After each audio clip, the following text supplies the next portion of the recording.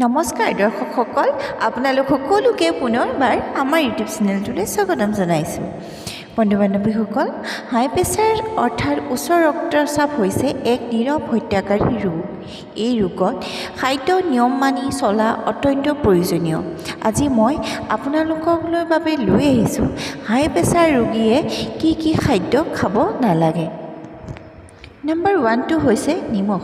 অধিক মাত্ৰাত নিমখ খালে ৰক্তচাপ বৃদ্ধি পায়, সেয়েহে নিমখৰ পৰিমাণ নিয়ন্ত্ৰণ ৰাখক। নম্বৰ 2 হৈছে আচাৰ বা অন্যান্য নিমখীয়া খাদ্য। আচাৰ বা অন্যান্য নিমখীয়া খাদ্য নিমখৰ পৰিমাণ অত্যাধিক থাকে, সেইবাবে ইনডাইৰেক্টলি হ'লেও সি আপোনালোকক ৰক্তচাপ বৃদ্ধি কৰাত সহায় কৰিব। 3টো হৈছে আপোনালোকে যদি পেকেটজাতীয় চিপছ বা লুণীয়া বাদাম খায় তেন্তে সেইটো বন্ধ কৰক, কাৰণ এই দুটা বস্তুতে খুব বেছি পৰিমাণে নিমখ থাকে আৰু ফেটছো থাকে, যিটো আপোনাৰ স্বাস্থ্যৰ কাৰণে বিশেষ অপকাৰী। নম্বৰ 4টো হৈছে যে তেলত ভজা খাদ্য, যেনে ধৰি লওক পকোৰা, পুৰি, চিঙৰা আদি খাদ্যবোৰ এৰাই চলক।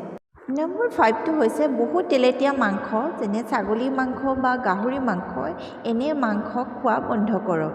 এই দুইবিধ মাংস যথেষ্ট পৰিমাণে তেলেতীয়া হয় বাবে ই আপোনাৰ ৰক্তচাপ আৰু কলেষ্ট্ৰল দুয়োটা বৃদ্ধি কৰে।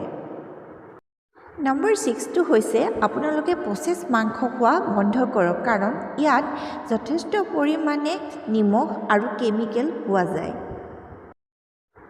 নম্বৰ 7টো হৈছে চেনিযুক্ত পানীয়, যেনে ধৰি লওক ছফ্ট ড্ৰিংক বা কোকা কোলা আদি খোৱা বন্ধ কৰক, কাৰণ ইয়াত খুব বেছি পৰিমাণে চেনি আৰু কেলৰি পোৱা যায়।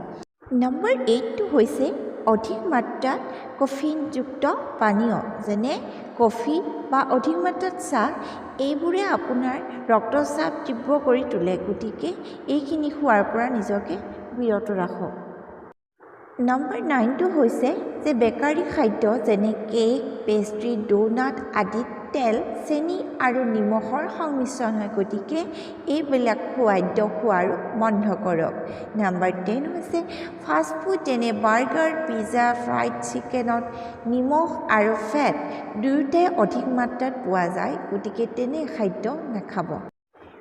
নম্বৰ 11 হৈছে মিঠাই, যেনে লাড্ডু, জেলেপি, ৰসগোল্লাত অধিক পৰিমাণে চেনি আৰু কেলৰি পোৱা যায়, গতিকে মিঠাই খোৱাটো বন্ধ কৰক।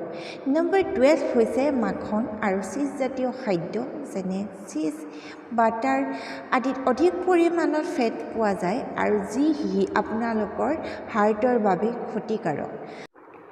নম্বৰ 13 হৈছে সাগৰীয় মাছ খোৱা বন্ধ কৰক, কাৰণ ই ৰক্তচাপ আৰু হৃদযন্ত্ৰ দুয়োটাৰ বাবে অতিকৈ বেয়া। নম্বৰ 14 হৈছে এলকহল। অধিক নিয়মিত পৰিমাণে যিসকল ব্যক্তিয়ে মদ্যপান কৰে তেওঁলোকৰ ৰক্তচাপ বৃদ্ধি হোৱা দেখা যায়, গতিকে এলকহল আপোনালোকে ত্যাগ কৰক।